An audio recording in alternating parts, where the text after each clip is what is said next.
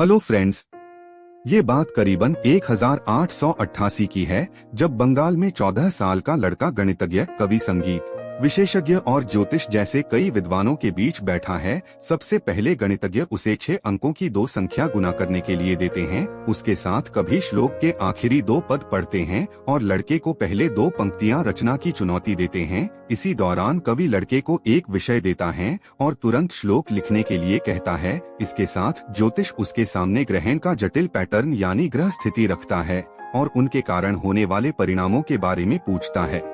इन सब के बीच संगीतकार एक विचित्र गुनगुनाते हैं और लड़की को रख पहचान के लिए कहता है। अगला विद्वान लड़की से पूछता है कि 18 फरवरी 1756 को कौन सा दिन था। दोस्तों, अगर आपको लग रहा है कि यदि ये युक्ति है तो ये सुनिए। जब यह सारे विद्वान प्रश्न पूछ रहे हैं तब पीछे से एक आदमी लड़के की पीठ पर लगातार छोटे छोटे कंकर फेंक रहा है। आप सही समझे दोस्तों। सारे सवालों के जवाब देते हुए उसे लड़के को यह भी गिनना है कि कुल कितने कंकर उसे पर फेंके गए। लड़का शानदार तरीके से सारे उत्तर सही देता है। यह असली कहानी है दक्षिण भारत के महान कवि और तपस्वी काव्यकांत गणपति मुनि जी की। जवाब देने के लिए विभिन्न चीजों पर फोकस करने के लिए जिस तकनीक का भी उपयोग कर रहे थे उसी कहते हैं अवधान। अवधान का शाब्दिक अर्थ है कंसंट्रेशन। पुराने समय खासकर दक्षिण भारत में बच्चों को विभिन्न सब्जेक्ट और कलाओं पर एक साथ फोकस करना सिखाया जाता था, जिससे कंसंट्रेशन के साथ साथ उनकी मेमोरी भी विकसित हो जाती थी। और अवधान का यह बाय प्रोडक्ट यानी अन्य परिणाम होता था कि बच्चों को वेदों के हजारों मंत्र याद हो जाते। अवधान का उपयोग करने के लिए दोस्तों हमें यह बात समझने की जरूरत है कि जब हम नई चीज सीखने हैं तब दिमाग के नए हिस्से एक्टिवेट होते हैं और दूसरे हिस्सों से नए न्यूरल कनेक्शन बनते हैं, जिस कारण पूरा दिमाग सक्रिय होता है और फोकस के साथ साथ हमारे मेमोरी पावर बेहतर होती जाती है। लेकिन यह लंबी प्रक्रिया है क्योंकि दिमाग में बदलाव धीरे धीरे आता है। और अवधान के कॉन्सेप्ट का हम उपयोग कैसे करेंगे? हमें नई स्किल या चीज सीखते रहना चाहिए। दिन के 10 मिनट भी बहुत होगा। आप हफ्ते में 2-3 बार 20 मिनट के लिए के चेस खेल सकते हो और चेस खेलते वक्त आप हर बार कुछ नई स्ट्रेटजी सीखने की कोशिश करो। आप तेजी से पढ़ने के लिए रीडिंग टेक्निक्स और आंखों का मूवमेंट सीख सकते हो या डुओलिंगो पर हर दिन 10 मिनट नई भाषा सीख सकते हो। यह सारी एक्टिविटीज आपके दिमाग को विकसित करने में मदद करती है और साथ में आपकी मेमोरी बेहतर होती है। दूसरी वैदिक तकनीक है जेस्चर्स एंड रेपिटेशन।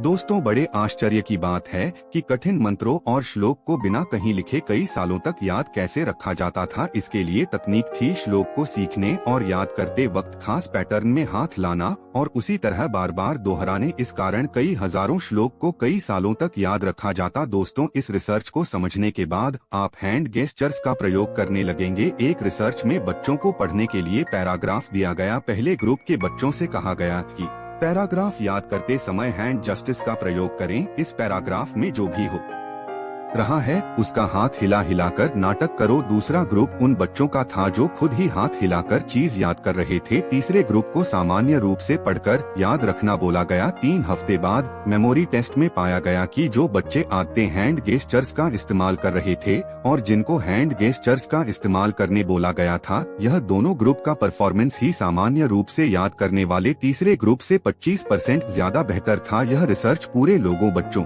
और विभिन्न उम्र के लोगों पर की गई, जिसके परिणाम समान थे, यानी कोई भी शारीरिक एक्शन और जेस्चर आपकी मेमोरी को बेहतर करता है।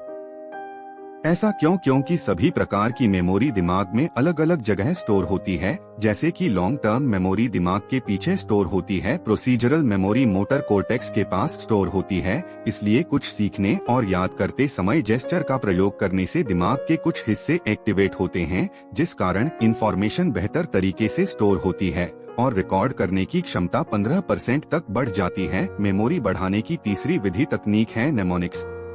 दोस्तों, कठिन से लोगों को याद करने के लिए श्लोक को 6 से 8 पदों में तोड़ लिया जाता है।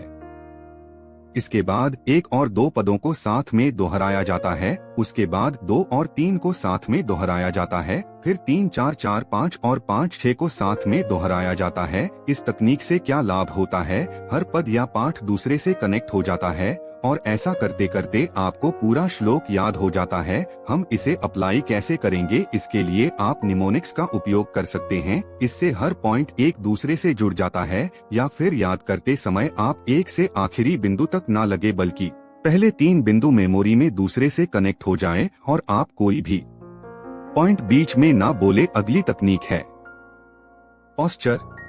जब हम पर खोलकर पद्मासन में बैठते हैं तब हमारी स्पाइन और नर्व रिलैक्स रहती है। गर्दन, पीठ और कंधे अपने आप बैलेंस में रहते हैं, जिस कारण एनर्जी नीचे के चक्करों से आसानी से ऊपर की ओर होती है। इस समय कुछ भी सीखना या ग्रहण करना आसान होता है, बजाय इस पास्चर के जहां पैरों के ऊपर पैर रखकर हम अपनी स्पिन में बल लगा लेते हैं। बिल्कुल वैसे ही जैसे रस्सी में घूम के हम बल पैदा करते हैं, जिस कारण नर्व्स भी रिलैक्स नहीं करती। इसलिए हमेशा सीधी पीठ और कंधे पीछे करके बैठिए। पोस्ट का दिमाग पर गहरा असर पड़ता है, इसलिए पढ़ते समय और सीखते समय पर खोलकर बैठे। इसके साथ ऐसी कुर्सी का चुनाव कीजिए जिस पर बैठकर आपका पर आसानी से जमीन कुछ हो सके या टेबल के बीच पट्टी पर बल दिखा सके। ऐसा करने से लोअर स्पाइन पर तनाव पैदा नहीं होता। दूसरी बात, जब कुर्सी पर बैठे हैं तब कई बार लोअर बैक की जगह छूट जाता है। जरूरत के हिसाब से आप इस जगह यानी पीठ के सबसे नीचे वाले भाग में नरम कपड़े का रोल बनाकर लगा सकते हैं। दोस्तों, दिमाग को स्वस्थ रखने के लिए पोस्टर से जुड़ी हम एक्सरसाइज भी कर सकते हैं।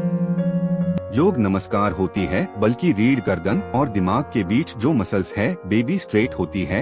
यह स्ट्रेट दिमाग को अलर्ट बनता है। आज ब्रेन रिसर्च कहती है कि दिमाग को 90% ऊर्जा स्पाइन के मूवमेंट से मिलता है, जिससे मेमोरी बेहतर होती है। दिमाग को तेज रखने के लिए और बेहतर पढ़ाई करने के लिए हम वैदिक रूटीन भी फॉलो कर सकते हैं।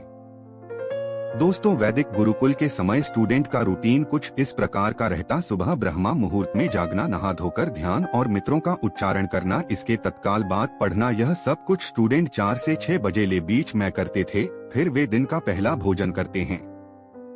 उसके बाद 6 से 12 पढ़ाई करते। स्टूडेंट के लिए इतना विशेष महत्व क्यों रखता है कि ब्रह्मा मुहूर्त ध्यान और अध्ययन करने का सबसे उत्तम समय है। तब मन सबसे ज्यादा क्लियर और फोकस होता है, आपका पूरा शरीर शांत होता है और ऊर्जा का स्तर बड़ा होता है, जिसका उपयोग करके आप किसी भी विषय में गहरी समझ पैदा कर सकते हैं।